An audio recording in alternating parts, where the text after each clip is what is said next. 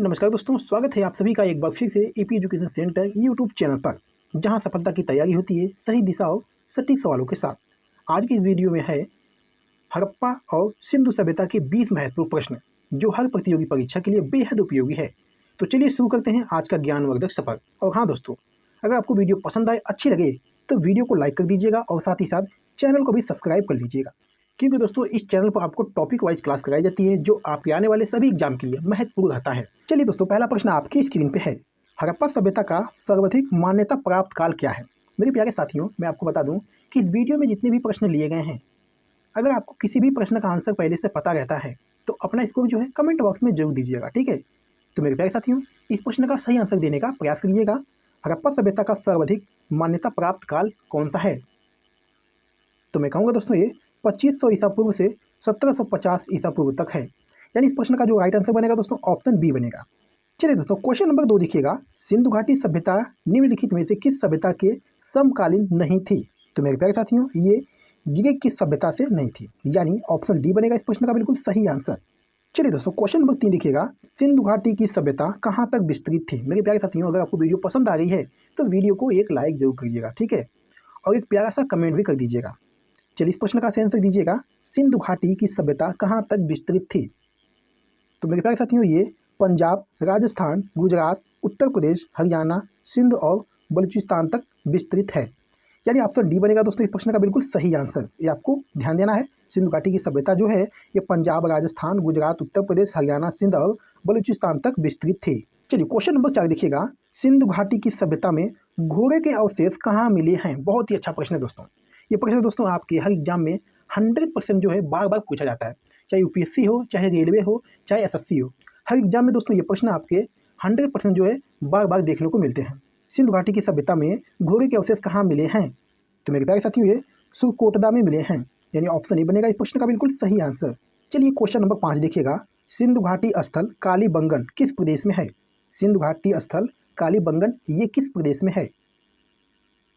तो मेरे प्यारे साथियों, ये राजस्थान में है, यानी ऑप्शन ए बनेगा इस प्रश्न का बिल्कुल सही आंसर। चलिए दोस्तों, क्वेश्चन नंबर 6 देखिएगा। निम्नलिखित में से किस पदार्थ का उपयोग हड़प्पा काल की मुद्राओं के निर्माण में मुख्य रूप से किया गया था? चलिए इस प्रश्न का सही आंसर दीजिएगा। कोई भी दोस्त गलत नहीं करेगा, ठीक है। अभी तक जो भी दोस्त वीडियो को लाइक नहीं किए हैं, उनसे निवेदन है कि वीडियो को एक लाइक जरूर करिए, ठीक है। चलिए इस प्रश्न का सही आंसर दीजिएगा। निम्नलिखित में से किस पदार्थ का उपयोग हड़प्पा काल की मुद्राओं के निर्माण में मुख्य रूप से किया गया था? तो मेरे प्यारे साथियों, ये सेल खड़ी का उपयोग किया गया था, यानी ऑप्शन ए बनेगा इस प्रश्न का बिल्कुल सही आंसर। चलिए मेरे प्यारे साथियों, क्वेश्चन नंबर 7 देखिएगा।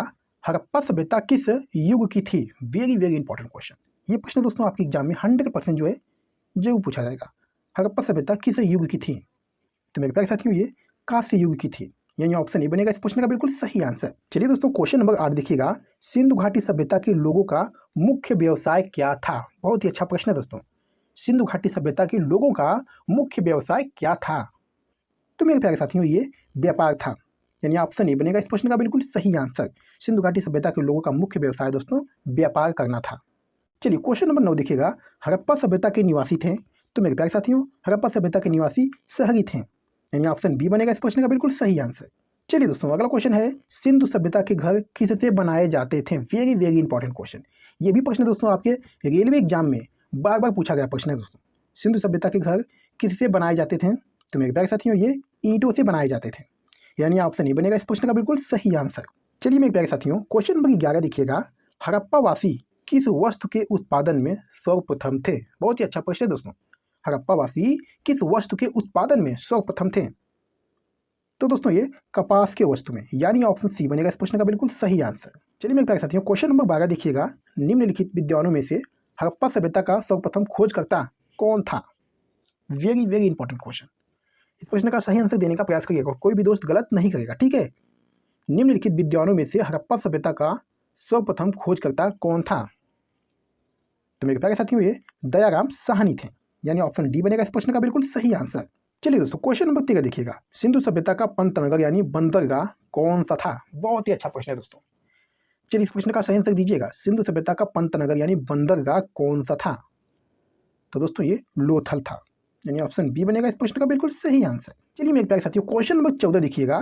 पैमानों की खोज ने यह सिद्ध कर दिया कि सिंधु घाटी के लोग माप और तौल से परिचित थे, ये खोज कहाँ हुई थी?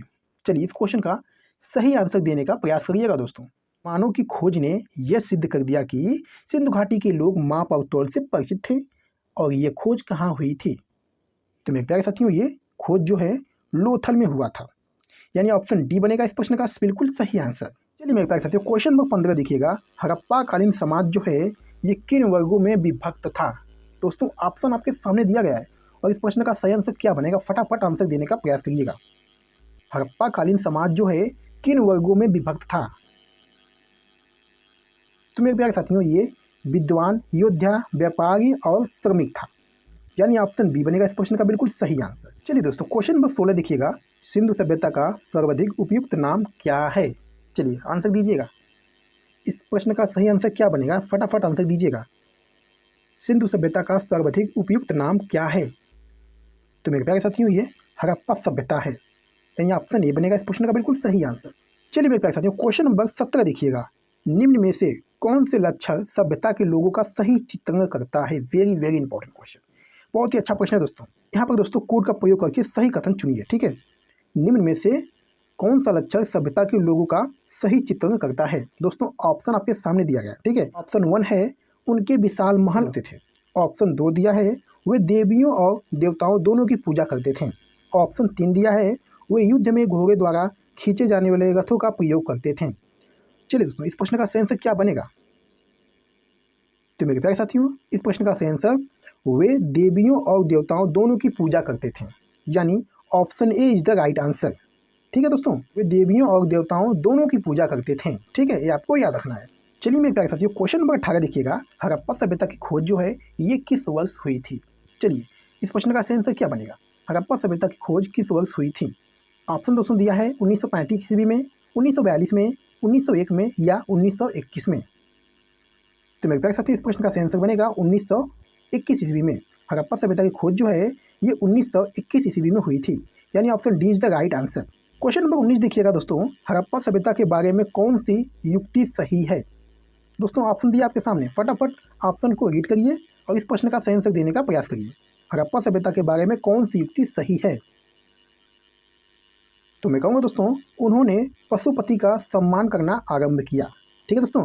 हड़प्पा सभ्यता के बारे में जो युक्ति सही है इनमें से ये है उन्होंने पशुपति का सम्मान करना आरंभ किया। यानी ऑप्शन सी बनेगा इस प्रश्न का बिल्कुल सही आंसर। चलिए मेरे प्यारे साथियों, इस वीडियो का लास्ट क्वेश्चन है, हड़प्पा के लोगों की सामाजिक पद्धति क्या थी? वेरी वेरी इंपॉर्टेंट क्वेश्चन, इस प्रश्न का सही आंसर देने का प्रयास करिएगा।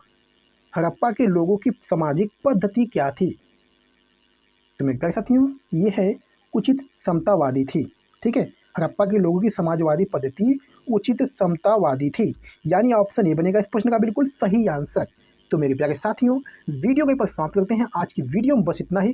अगर आपको वीडियो पसंद आई है, अच्छी लगी है, तो वीडियो को लाइक करके चैनल को जरूर से सब्सक्राइब कर ले, क्योंकि दोस्तों इस चैनल पर आपको रोजाना जो है टॉपिक वाइज क्लास कराई जाती है, जो आपके आने वाले सभी एग्जाम के लिए महत्वपूर्ण रहता है। तो चलिए दोस्तों, फिर मिलते हैं आपसे अगली वीडियो में किसी महत्वपूर्ण टॉपिक पे। तब तक के लिए धन्यवाद।